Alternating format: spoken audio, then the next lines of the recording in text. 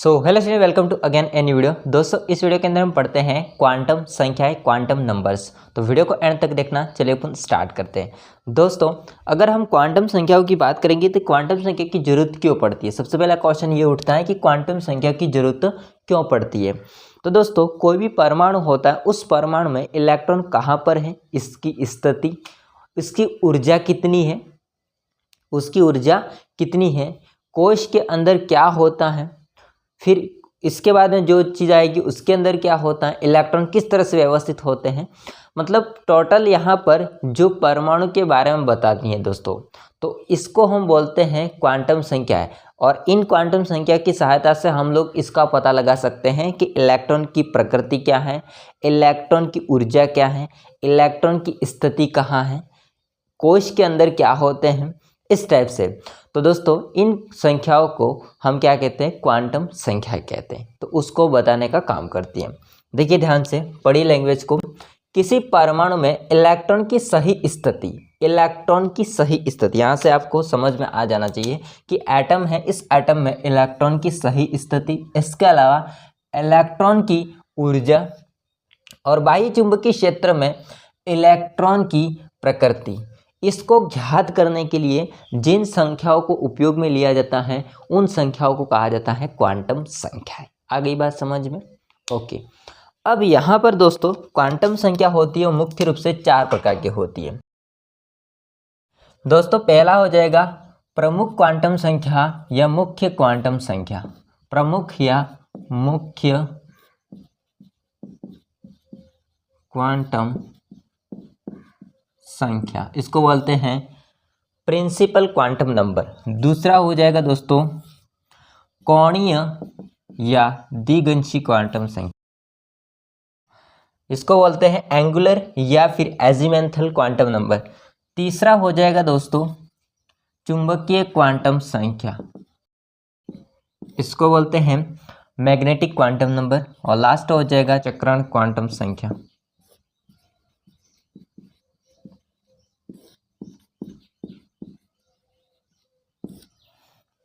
Spin quantum number. इसमें हम 2 पढ़ेंगे आज इस वीडियो के अंदर। एक तो पढ़ेंगे प्रमुख या मुख्य क्वांटम संख्या और दूसरा पढ़ेंगे कोणीय क्वांटम संख्या। क्योंकि मैं डिटेल से बताने की कोशिश करूंगा, इसलिए वीडियो ज़्यादा लंबा हो जाएगा। इस वजह से मैं 2 क्वांटम संख्या पढ़ाऊंगा इस वीडियो में, बाकी 2 क्वांटम संख्या होता है उसको नेक्स्ट वीडियो में, ठीक है। तो सबसे पहले हेडिंग लगाते हैं हम लोग, प्रमुख या मुख्य क्वांटम संख्या, इसको बोलते हैं प्रिंसिपल क्वांटम नंबर। इसके बारे में बात करते हैं। तो प्रमुख या मुख्य क्वांटम संख्या जो होती हैं, इसके बारे में दोस्तों बोर नामक वैज्ञानिक ने बताया था। इसके बारे में बोर ने बताया था। किसने बताया था? बोहर ने बताया था।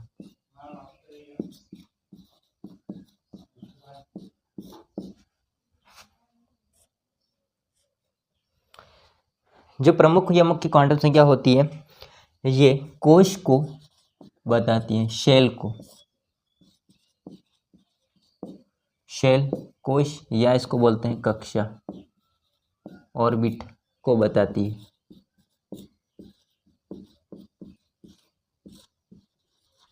इसके अलावा मुख्य क्वांटम संख्या को n से प्रदर्शित करते हैं, छोटे n से प्रदर्शित करते हैं।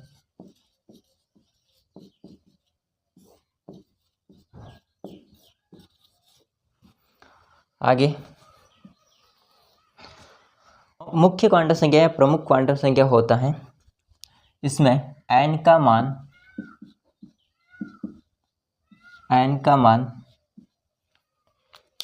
1 से स्टार्ट होता है, 1 से प्रारंभ होता है, इनफाइनाइट तक जा सकता है, ठीक है, इनफाइनाइट तक होता है। अब इसमें शून्य नहीं होगा, इस बात को ध्यान रखना है, शून्य नहीं आएगा, ठीक है, शून्य नहीं होता है। जैसे अगर आप देखो यहाँ पर कोश को, तो ये ऐसे होंगे n बराबर 1 2 3 4 डेस्टिनेशन इनफाइनाइट तक। इसको आप दूसरी तरह से भी लिख सकते हैं या के एल एम एन ओ, इस टाइप से आगे इनफाइनाइट तक जाएगा। ठीक है, तो दोस्तों इस तरह से भी कोश को दर्शा सकते हैं, के एल एम एन ओ इस टाइप से, या फिर 1 2 3 इस टाइप से दर्शाते हैं। जो मुख्य क्वांटम संख्या होती है ये कोश को बताती है। कहने का मतलब ये है कि जैसे ये नाभिक है, इसके चारों ओर इलेक्ट्रॉन कोश में या कक्षा में चक्कर लगाते हैं। देखिए, जैसे अगर मैं इसको दर्शाना चाहूँ तो ये हो सकता है n बराबर 1, n बराबर 2, n बराबर 3 इस टाइप से जाएगा। इसको आप ऐसे भी कह सकते हो के एल एम एन ओ। तो ये n दर्शाता है आपका जो कि होता है मुख्य क्वांटम संख्या या प्रमुख क्वांटम संख्या। इसके अलावा दोस्तों यदि आप कोश के अंदर अधिकतम इलेक्ट्रॉन की संख्या कितनी आ सकती है वो ज्ञात करना चाहते हो तो यहाँ पर मैं वो नोट करवा के एक सूत्र लिखवा देता हूँ। यदि आपको कोश के अंदर अधिकतम इलेक्ट्रॉन की संख्या ज्ञात करनी है तो इसके लिए एक सूत्र दे रखा है 2n²। क्या सूत्र दे रखा है दोस्तों? 2n²। जैसे यदि आप पहले कोश की बात करो, पहले कोश की n बराबर 1 की बात करो, दूसरे कोश की बात करो n बराबर 2, तीसरे कोश की बात करो 3, इस टाइप से, तो यह सूत्र लगेगा आपको। कोश के अंदर इलेक्ट्रॉन की संख्या कितनी आएगी वो ज्ञात करना है तो यहाँ से आ जाएगा 2, n का मान 1 है तो 1 का स्क्वायर 1 ही होता है, तो 1 × 2 कितना हो जाएगा? 2। नेक्स्ट यदि इसमें लगाएंगे तो 2 का स्क्वायर कितना होगा? 4 × 2 8 हो जाएगा। नेक्स्ट उसी टाइप से 2 × 3 का स्क्वायर इक्वस टू 3 का स्क्वायर 9 × 2 कितना हो जाएगा? 18। तो आप समझ सकते हो 2 8 18। तो इस टाइप से दोस्तों यहाँ पर जो कोश के अंदर, जैसे पहले कोश में अधिकतम हम एटम की बात करें तो 2 इलेक्ट्रॉन भर सकते हैं, दूसरे कोश में 8 इलेक्ट्रॉन भर सकते हैं, तीसरे कोश में 18 इलेक्ट्रॉन भर सकते हैं। इस टाइप से दोस्तों यहाँ पर निकाल सकते हो। हालांकि मैंने 3 कोश तक ही बताएं, आप आगे इसको कंटिन्यू रख सकते हो, ठीक है, जहाँ तक जाना आपको। तो दोस्तों जो मुख्य क्वांटम संख्या या प्रमुख क्वांटम संख्या की बात है वो है कि ये बोर ने बताया, कोश शेल को बताती है, कक्षा को बताती है क्वांटम संख्या, n से प्रदर्शित करते हैं। n का मान होगा वो 1 से प्रारंभ होता है और इनफाइनाइट तक जा सकता है, अनंत तक जाता है, इसमें शून्य नहीं होता है।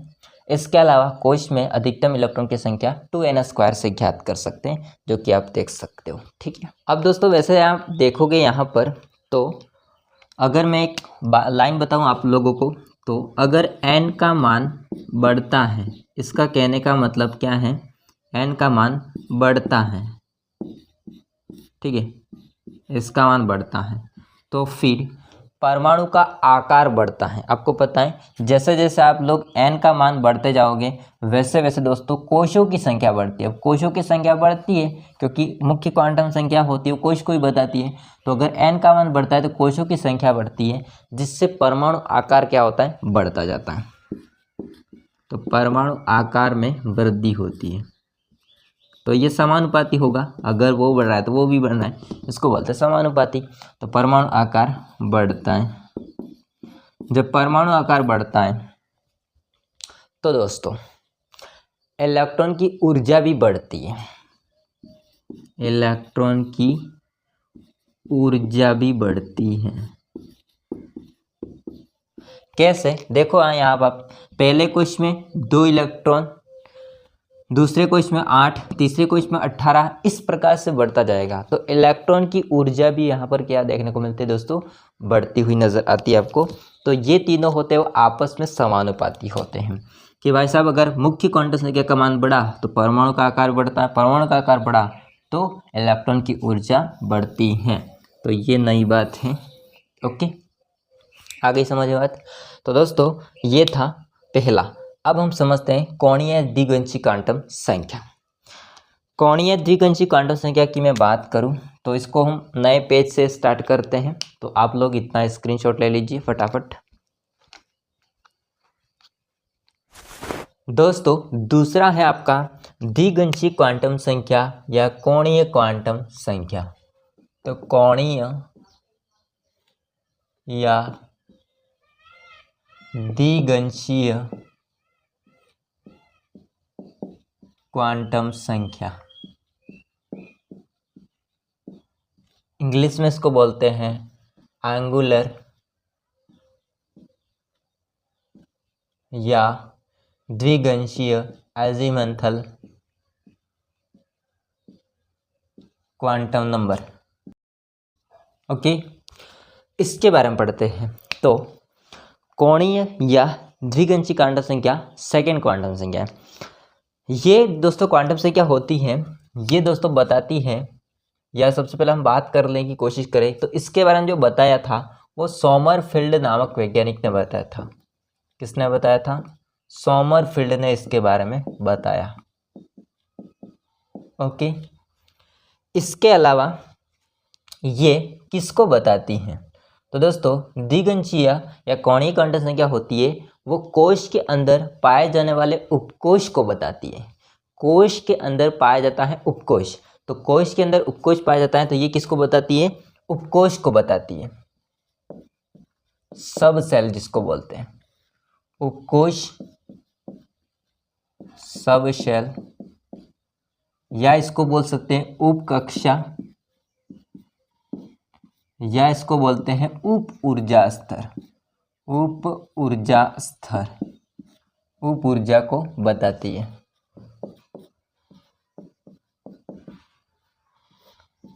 ठीक है, इस बात को ध्यान रखना, किसको बताती है वो मुख्य बात होती है। इसको दोस्तों हम एल से प्रदर्शित करते हैं।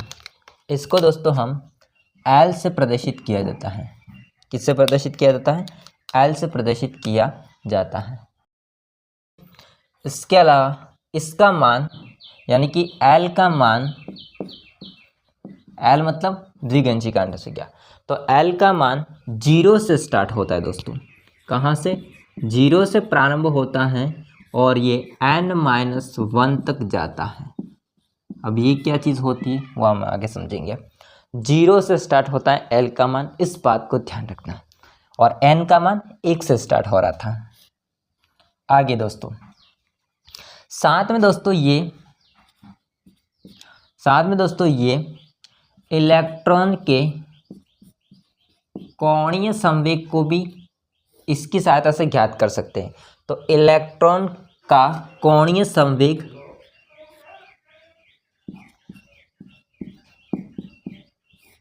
तथा उपकोश की आकृति भी ज्ञात कर सकते हैं। की आकृति भी ज्ञात कर सकते हैं। ठीक, तो साथ में उपकोश को तो ये बताती ही है, मुख्य एजीमेंथल क्वांटम संख्या होती है वो। साथ में इलेक्ट्रॉन के कोणीय संवेग और उपकोश को भी, उपकोश की आकृति होती है उसको भी बताती है। ये क्या होता है उपकोश की आकृति, इसको हम आगे समझेंगे। ठीक है, तो इतना आप लोग ध्यान रखिए। अब समझते हैं इसको, आगे देखिए।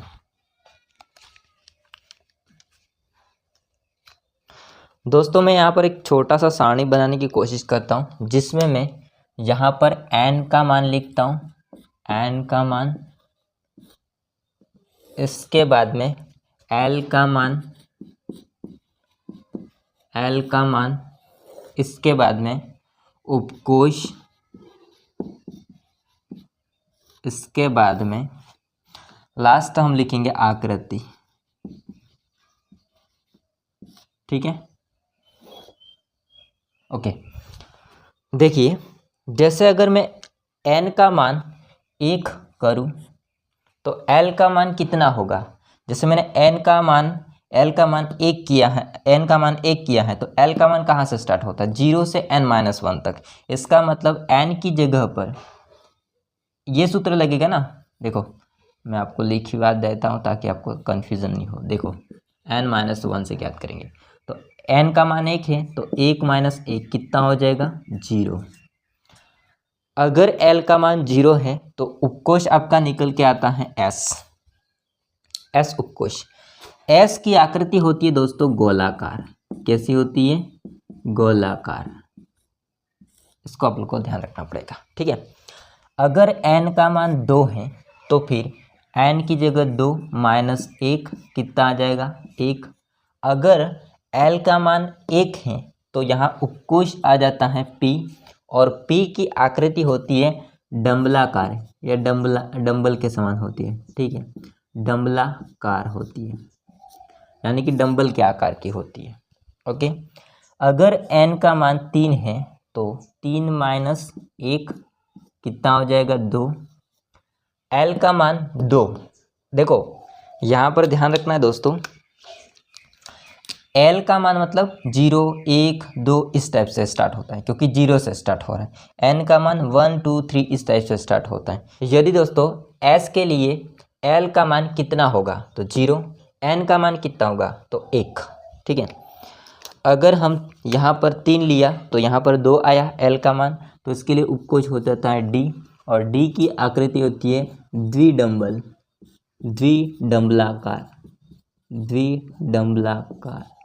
यानी कि डबल डंबल होती है। अगर n का मान 4 है तो 4 - 1 कितना हो जाएगा 3। अगर l का मान 3 है तो उपकोष आ जाएगा f, और इसकी आकृति जटिल होती है, कॉम्प्लिकेटेड होती है। कैसी होती है? जटिल होती है, कॉम्प्लिकेटेड होती है। तो दोस्तों ये हो जाएगी इसके लिए सारणी। इसके अलावा यदि हम इसके बारे में आगे बात करें तो देखिए ध्यान से, और बातें इसके बारे में बहुत हैं। जो आपने S लिखा है इसका अर्थ क्या होता है, और P लिखा है इसका अर्थ क्या होता है, D लिखा है इसका अर्थ क्या होता है, और F लिखा है इसका अर्थ क्या होता है, ठीक है। S जो होता है S का जो लिया गया है वैज्ञानिक थे, उन्होंने जो रेखीय स्पेक्ट्रम होते उसके लिए इस चीज़ को यूज़ किया था, और उन्होंने S का जो अर्थ होता है इसका मतलब होता है दोस्तों शार्प। क्या होता है? शार्प। इससे लिया गया, तो शार्प का पहला लेटर है, पहला जो आपका देखने को मिलेगा S, तो S को लिया गया है। P का मतलब यहाँ पर दोस्तों होता है क्या, तो प्रिंसिपल, तो इसको प्रिंसिपल से लिया गया है, प्रिंसिपल का P से लिया गया है। D का मतलब होता है डिफ्यूज, D का मतलब होता है डिफ्यूज का D लिया गया है।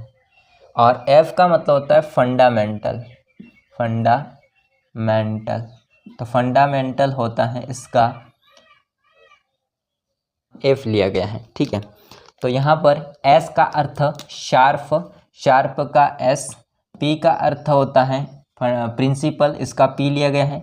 D होता है इसका डिफ्यूज, D इससे लिया गया है, और F होता है फंडामेंटल, इसका अर्थ तो F लिया गया है पहला।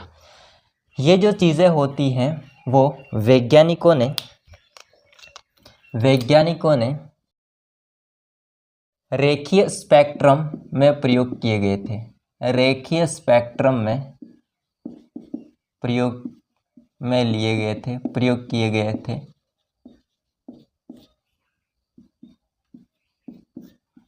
ठीक है। तो वैज्ञानिकों ने इनका कहाँ प्रयोग किया गया था? रेखीय स्पेक्ट्रम में। तो इनके अर्थ आपको मैंने बता दिए। इसके बाद में दोस्तों एक नोट बात है, जैसे उसमें थी वैसे नोट बात ये है कि अगर आपको उपकोष में अधिकतम इलेक्ट्रॉन की संख्या ज्ञात करनी है, उपकोष में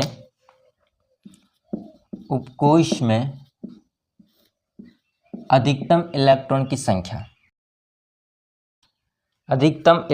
संख्या ज्ञात करनी है, तो आप इसके लिए सूत्र दोस्तों लिख सकते हो 2l +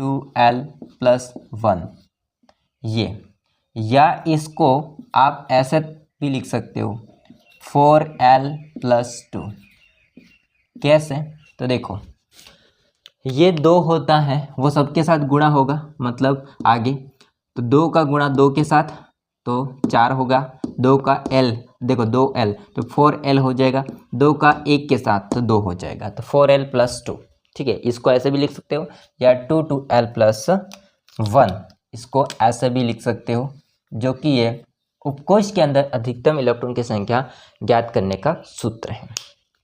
कैसे ज्ञात करते हैं समझते हैं। देखिए यहाँ पर आपको जो L का मान है वो पता है, ठीक है, तो मैं N का मान नहीं लिख रहा हूँ, सीधा L का मान लिख रहा हूँ। इसके लिए मैं छोटी सी सारणी बना देता हूँ।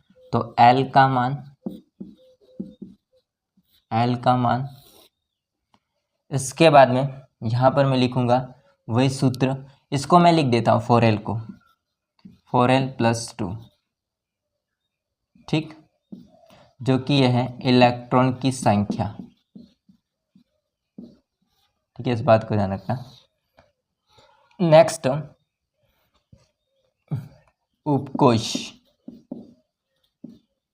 देखिए ध्यान से दोस्तों, अगर मैं इस सारणी में L के मान की बात करूं, L का मान, तो अगर 0 से स्टार्ट होता है L का मान, यहाँ पर लिखिए 0 1 2 3, तो मैं इसको लिख देता हूँ 0 1 2 और 3।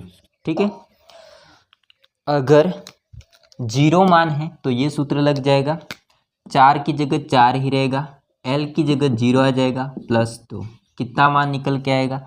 4 × 0 0, 0 + 2 2, कितना निकल के आया? 2। उपकोष हो जाएगा S। इसका मतलब समझे दया, इसका मतलब यहाँ पर होता है दोस्तों S के अंदर अधिकतम 2 इलेक्ट्रॉन भर सकते हैं। S के अंदर अधिकतम 2 इलेक्ट्रॉन भर सकते हैं।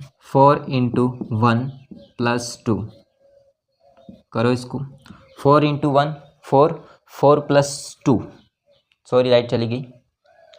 दोस्तों देखिए लाइट वापस आ गई है, लेकिन बहुत टाइम के बाद आई है। देखिए सकते हैं आप, मेरे कपड़े भी चेंज हो गए।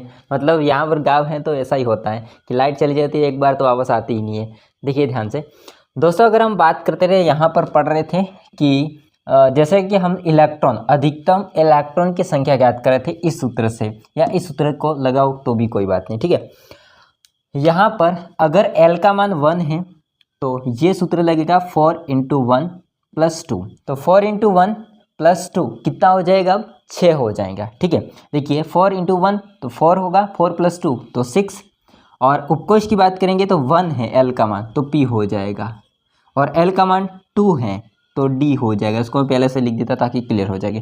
L का मान 3 है तो F हो जाएगा। अब आगे समझो, आगे 4 × 2 + 2, इसका मैंने लिखा नहीं, सॉरी। 4 × 2 कितना हो जाएगा? यहाँ पर 8, और 8 + 2 कितना हो जाएगा? 10। देखो P के अंदर अधिकतम इलेक्ट्रॉन 6 भरेंगे, D के अंदर अधिकतम 10 इलेक्ट्रॉन भरेंगे। आगे 4 × 3 + 2, 4 × 3 कितना हो जाएगा यहाँ से दोस्तों? 12, 12 और 2 कितना हो जाएगा? 14, 14, यानी कि F के अंदर अधिकतम 14 इलेक्ट्रॉन भरेंगे। ये चीज़ आपको बाद में जब इलेक्ट्रॉनिक कॉन्फ़िगरेशन पर करोगे, इलेक्ट्रॉनिक विन्यास भरोगे, तब काम में आएगा ये चीज़, इस बात को ध्यान रखना। ठीक है, तो दोस्तों इस प्रकार से हम जैसे कि S के उपकोष के अंदर कितने इलेक्ट्रॉन भरते हैं, P के अंदर कितने भरते हैं, D के अंदर कितने भरते हैं, F के अंदर कितने भरते हैं, ये इस सूत्र के साथ उसे ज्ञात कर सकते हो। आगे दोस्तों ये है बात कि अगर हम हाइड्रोजन, यहाँ पर नोट बात है, ध्यान रखना, नोट बात कि हाइड्रोजन के अलावा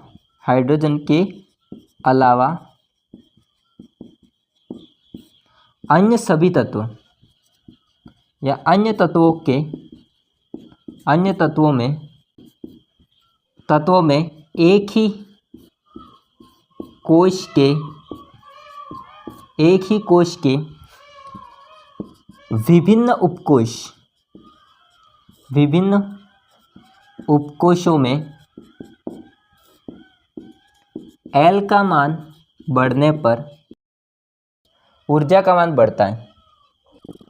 देखिए जैसे अगर हम एक ही कोश के अंदर उपकोश की बात करें, जैसे अगर मैं दोस्तों बात करूं चौथे कोश की बात करूंगा, तो इसमें उपकोश हो सकते हैं एस वाला भी, 4p वाला भी होता है, 4d वाला भी होता है और 4f वाला भी होता है। इसमें आप देखोगे तो जैसे जैसे दोस्तों l का मान बढ़ेगा, जैसे s के लिए l का मान कितना होता है 0, p के लिए 1, d के लिए 2, f के लिए कितना हो जाएगा 3, ये रहे मान, आप समझ सकते हो। तो वैसे वैसे ऊर्जा का मान भी आपको बढ़ता हुआ नज़र आता है। ठीक बात है, यहाँ तक क्लियर है।